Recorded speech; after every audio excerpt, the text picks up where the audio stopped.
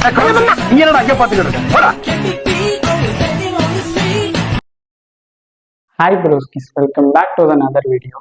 இன்ஃப்ளூயன்ஸுங்கிற வார்த்தை வந்து சமீபத்தில் நீங்கள் நிறைய இடத்துல வந்து கேட்டிருப்பீங்க. இன்ஃப்ளூயன்ஸை பற்றி கேட்டிருப்பீங்களான்னு தெரியல, பட் இன்ஃப்ளூயன்சர்ஸை பற்றி நிறைய நியூஸ் வந்து சேர்ந்துருக்கோம். ஏன்னா இப்போ முக்காசி எல்லா நியூஸுமே அதை ரிவால்வ் பண்ணி தான் இருக்குது. எக்ஸாம்பிளுக்கு டிடிஎஃபாக இருக்கட்டும், இஃபான் வியூவாக இருக்கட்டும், ஏஜே பைரோவாக இருக்கட்டும், மணியாக இருக்கட்டும், ரசிகன் மணியாக இருக்கட்டும். இப்போ ரீசெண்டாக கூட விஜய் சேதுவை பற்றி கூட வந்துச்சு. முன்னாடி ஆக்டர்ஸ் பத்தி வர நியூஸ்க்கு வந்து எவ்வளவு வேல்யூ இருந்துச்சோ அதே மாதிரி இப்ப இன்ஃப்ளூயன்சர்ஸ் பத்தி வர நியூஸ்க்கும் அவ்வளவு வேல்யூ வந்து இருக்கு. ஸோ அதுக்கான அட்டென்ஷன் அதோட வேல்யூ இருக்கிறதுனாலதான் அவங்க திருப்பி வந்து அதை போடுறாங்க. அது ஒரு சைடு இருக்கட்டும். இப்பதான் ரீசெண்டா வந்து எலெக்ஷன் முடிஞ்சிச்சு, உங்க எல்லாருக்குமே வந்து தெரியும். எலெக்ஷன்ல யார் ஜெயிச்சாங்க தோத்தாங்கிறத பத்தி போடுறதை விட்டுட்டு ஒருத்தர் போட்டோ போட்டு never underestimate power of common man அப்படின்னு சொல்லி ஒரு குரூப் வந்து போட்டுட்டு இருக்கு.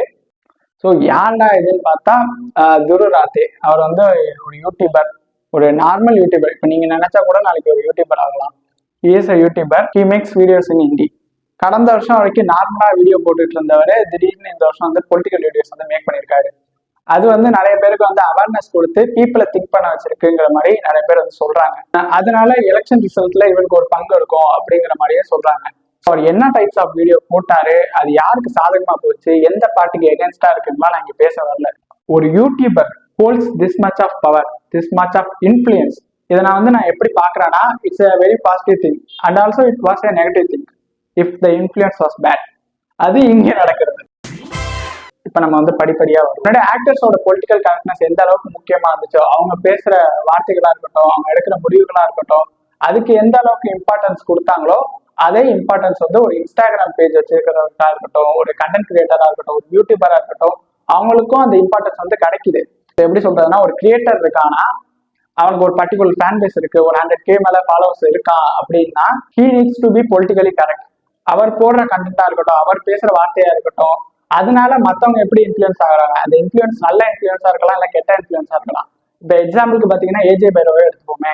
8 மணிக்கு மேல வெளியிலேயே போக கூடாது, அலிகேட்டர்ஸ் லேக் அது மாதிரி எல்லாம் போட்டிருந்தாரு. அதுக்கு நம்ம வருவோம். நமக்கு இவ்வளவு ஃபாலோவர்ஸ் இருக்காங்க, நம்ம சொல்ற விஷயம் வந்து எல்லாருமே வந்து அதே மாதிரி புரிஞ்சுப்பாங்கிறது இல்லை. நம்மளால ஒரு விஷயம் எப்படி வந்து கன்வே ஆகுது, அது மற்றவங்க எப்படி வந்து இன்ஃப்ளூயன்ஸ் ஆகிறாங்க. இப்ப நான் ஒரு கிரியேட்டரா இருக்கேன், என்ன ஒரு 200 பேர் சப்ஸ்கிரைப் பண்ணிட்டீங்கன்னா, இப்ப நான் ஒரு வியூ சொல்றேன்னா என்னோட பாயிண்ட் ஆஃப் வியூ, அந்த வியூ வந்து நல்ல விதமா இருந்தா அது நல்ல இன்ஃப்ளூயன்ஸ் ஆகும். ஆனா கெட்ட விதமா இருந்தா என்னால எவ்வளவு டேமேஜஸ். இப்ப என்னால வந்து ஒரு 100 பேர் இன்ஃப்ளூயன்ஸ் ஆகுங்க. கண்டிப்பா தப்பா இன்ஃப்ளூயன்ஸ் ஆகாம இருக்கிறதுக்கு என்ன சொல்யூஷன் கேட்டீங்கன்னா, இப்ப வந்து நான் ஒரு கிரியேட்டரா இருக்கேன்னா ஒன்னே ஆடியன்ஸ் எனக்கு சொல்லணும், நீ சொல்ற வியூ வந்து தப்பா இருக்கு, நீ பேசுற விஷயம் வந்து தப்பா இருக்கு அப்படிங்கறத வந்து சொல்லி அந்த கிரியேட்டரா அதை மாத்திக்கிட்டா உண்டு. சில பேர் வந்து இங்க வந்து சொல்றதை கேட்கறது கூட கிடையாது. நம்ம ஆடியன்ஸ் என்ன சொல்றாங்க அப்படின்லாம் கிடையாது. அவங்க இஷ்டத்துக்கு வந்து ஒரு கண்டென்ட் வந்து பேசிடுறது. இதையும் தாண்டி வந்து வர நெகட்டிவ் காமெண்ட்ஸ் எல்லாம் கேட்டு வந்து லேபிள் பண்ணிடுறது. ஏஜே பைரோ கதைக்கு வருமே 1.4 மில்லியன் வியூஸ் வந்திருக்கு அந்த வீடியோக்கு.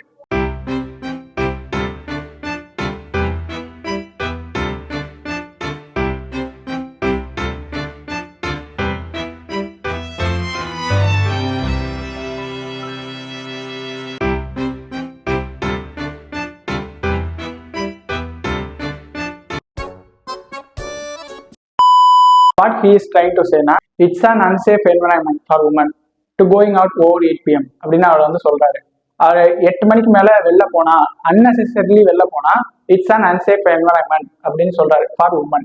Yes, I agree. It's an unsafe environment. Unsafe environment என்ன பண்ணணும்? சேஃப் ஆக்கணும். அதுக்கு என்ன பண்ணணும்? அவேர்னஸ் ரைஸ் பண்ணணும். அதை விட்டு அவங்க வெளில போக கூடாதுங்கிறது இதுக்கு எப்படி அது வந்து சொல்யூஷன் ஆகும்? என்ன சொல்றேங்கிறது இங்க முக்கியம் இல்லை, நீ என்ன இன்டென்ஷன்ல சொல்றது இங்க முக்கியம் இல்லை. ஆனா அது மத்தவங்களுக்கு போய் எப்படி சேருது அதான் முக்கியம். இப்ப வந்து நான் ஒரு கிரியேட்டர், நான் ஒரு விஷயத்த சொல்றேன், அது நல்ல விஷயமாவே இருந்தாலும் சரி, அது வந்து என் சைட் ஆஃப் த ஸ்டோரி. அதை மத்தவங்க எப்படி எடுத்துக்கிறாங்க, மத்தவங்க வந்து அதை தப்பா எடுத்துக்கிட்டாலும் அதுக்கு நான் தான் ரெஸ்பான்சிபிள். ஏன்னா நான் தான் விஷயத்த வந்து சொல்றேன். 8 மணி அந்த கணக்கே வரும். 8 மணிக்கு மேல வெளில போக கூடாதுன்னா what comes under necessary and what comes under unnecessary. 8 மணி ஒரு dinner time. Woman cannot go out for dinner. 8 மணிக்கு மேல வெளில சாப்பிடவே போக கூடாது. இது ஒரு கான்வர்சேஷனாவே கிடையாது. 8 மணிக்கு மேல வெளியில போக முடியலன்னா 8 மணிக்கு மேல வெளியில போற மாதிரி நம்ம என்வரான்மெண்ட்டை சேஃப் ஆக்கணும். இது வந்து நான் ஈஸியஸ்ட் ப்ராசஸ்னு வந்து சொல்லல. ஆனா if you really socially responsible, அந்த சேஃப் எப்படி ஆக்கணும் அதுக்கான ஸ்டெப்பை தான் வந்து எடுக்கணும். 1.4 மில்லியன் வருது, இதை யூஸ் பண்ணு, இது மாதிரி நடக்குது, இது மாதிரி நடக்க கூடாது அதை பத்தி வீடியோ போட்டு அதை பத்தி பேச, அதை விட்டுட்டு வெளியே போக கூடாதுங்கிறது இது எப்படி அதுக்கான சொல்யூஷன் ஆகும்? சரி, அவங்க வெளியில போகாம இருக்கிறதுனால இந்த ப்ராப்ளம் சால்வ் ஆகுதா? இல்ல, guys who focus on the problem but not on the solution. இப்ப பாயிண்ட் என்னன்னா, ஆல்ரெடி போகாம தான் இருக்காங்க, ஆல்ரெடி அன்சேஃபா தான் இருக்கு, யாருமே போறது இல்ல. அதை ஏன் இப்ப வந்து சொல்லிட்டு இருக்க? சரி, ஒரு விஷயத்த பேச பிடிக்கலன்னா அதை பத்தி பேசாமையாவது இருக்கணும். ஒரு விஷயத்த பேசுற, அதுக்கு வந்து ஒரு கிரிட்டிசிசம் வந்தாலும் உன்னால அக்செப்ட் பண்ணிக்க முடியல, இன்னும் கேவலமா ஜஸ்டிஃபை பண்றாங்க பேர்ல ஒரு வீடியோ போடுறேன்.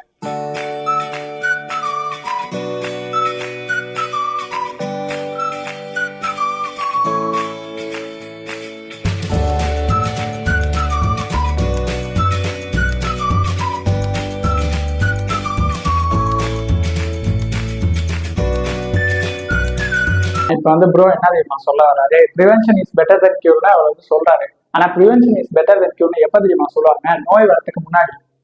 நோய் வரதுக்கு முன்னாடி அதை நம்ம வந்து ப்ரிவென்ட் பண்ணலாம்னு சொல்லுவாங்க. ஆல்ரெடி இங்க நோய் வந்துருச்சு, ஆல்ரெடி அன்சேஃபா தான் இருக்கு.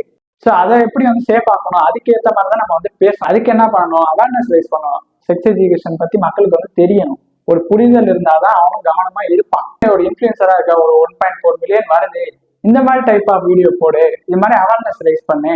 உன்னை யாரும் கேள்வி கேட்க போறது இல்லை. அதை விட்டுட்டு வந்து வெளியே போக கூடாதுங்கிறத அது எப்படி வந்து ஒரு கரெக்டான முடிவா இருக்கும்? இது வந்து மென் வர்சஸ் உமன்ங்கிற டிபேட்டே கிடையாது. மென் தான் இது மாதிரி பண்றாங்க, அவங்களுக்கு எடுத்து சொல்லுங்க, அவங்க தான் இது மாதிரி பிஹேவ் பண்றாங்கன்னா இல்ல. இது வந்து ஒரு கிரிமினலுக்கும் ஒரு விக்டிமுக்கும் நடக்கிற பிரச்சனை. இதுல ஏன்டா மென் வர்சஸ் உமன் நடக்குது? Criminal could be a man or woman, or victim could be a man or woman.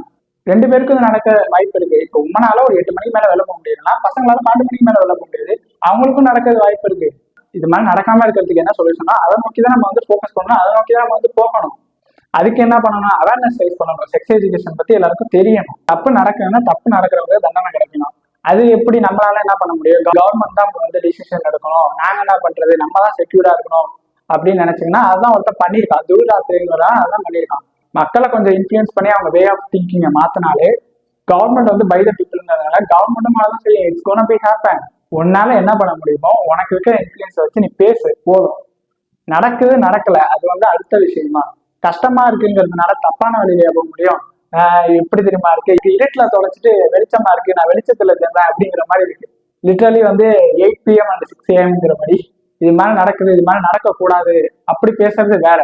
ஆனா இது மாதிரி வெளியில போனா உனக்கு இப்படி நடந்துரும், வெளியில போகாத, வெளியில போக கூடாது, இப்படிதான் இருக்கணும் அப்படின்னு பேசுறது வேற. ஒரு இஷ்யூ நடக்குதுன்னா அதை பத்தி பேச. எவ்வளோ இஷ்யூ வந்து சோசியல் மீடியால பேசினதுக்கு அப்புறம் அதுக்கான ஜஸ்டிஸ் கிடைச்சிருக்கு. அதுக்காக ப்ராப்ளம் இருக்கு, நம்ம தான் ஒதுங்கி போகணும் அப்படின்னா அப்ப கடைசி வரைக்கும் ப்ராப்ளம் இருந்துகிட்டே தான் இருக்கும்.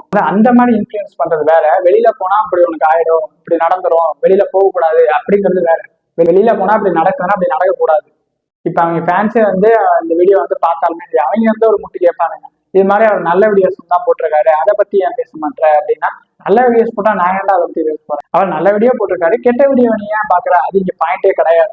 இது மாதிரி ஒரு வீடியோ போட்டிருக்காங்கன்னா அதுக்கான கொஸ்டின்ஸ் இருக்குன்னா அதுக்கான ஆன்சர் வந்து தான் பிளைண்டா ஒருத்தர் ஃபாலோ பண்ணாங்கன்னா அவர் சொல்ற கருத்துக்கள் வந்து கரெக்டா இருக்கா, இல்லைன்னா தப்பா இருக்கா, அது நம்மளை வந்து எப்படி இன்ஃபுளுன்ஸ் பண்ணுது அப்படிங்கறத வந்து யோசிச்சு வியூவரா வந்து நீங்க தான் வந்து முடிவு பண்ணணும். தப்புன்னா தப்புன்னு வந்து சொல்லணும் ஃபர்ஸ்ட். அதை விட்டுட்டு என்னோட ஃபேவரட் யூடியூபர், ஃபேவரட் ஆக்டரு, அவரை வந்து என்ன சொன்னாலும் நான் பண்ணுவேன் அப்படிங்கிறது அது எப்படி? இப்ப சில யூடியூபர்ஸ்லாம் வந்து தனக்கு வர கமெண்ட்ஸை வச்சு சரி நமக்கும் வந்து வெளியில சப்போர்ட் இருக்கு, நமக்கும் வந்து ஃபேன் ஃபாலோவிங்ஸ் வந்து நிறைய பேர் இருக்காங்க. எக்ஸாம்பிளுக்கு ஒரு 2-3 கமெண்ட் வேணா நான் சொல்றேன். My respect for bro increasing day by day அப்படின்னு சொல்லி ஒரு கமெண்ட், ரெஸ்பெக்ட் பட்டனு, அது மாதிரி வந்து கமெண்ட்லாம் வரும். அதை வச்சுக்கிட்டு நமக்கு வந்து வெளியே சப்போர்ட் இருக்கு அப்படின்லாம் இல்லை. இப்ப இந்த லாக்டவுன் கிட்ஸ் எல்லாம் வந்து என்ன பண்றது, நம்ம லைட்ஸுக்காக அவ்வளோ கமெண்டோ ஃபேக் கமெண்டோ போடுற ஆளுங்களும் இருக்காங்க. லைட்ஸுக்காக நான் என்ன கமெண்ட் வேணாலும் போடுவேன் அப்படிங்கிற மாதிரிலாம் இப்ப கமெண்ட் பண்ணிட்டு இருக்காங்க.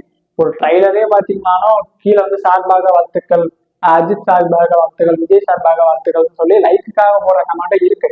வர கமெண்ட்ஸை மட்டும் தெளிவா படிச்சு அவங்களோட ஒப்பீனியன், அவங்களோட தப்பான ஒப்பீனியனா இருந்தா அதை மாத்திக்கிட்டாலே போதும். கமெண்ட் செக்ஷன்ல கமெண்ட் பண்றதெல்லாம் எப்படி தெரியுமா இருக்கு? இந்த ரீசெண்டா கூட ஒரு வீடியோ வந்துச்சு, அது மாதிரிதான் இருக்கு.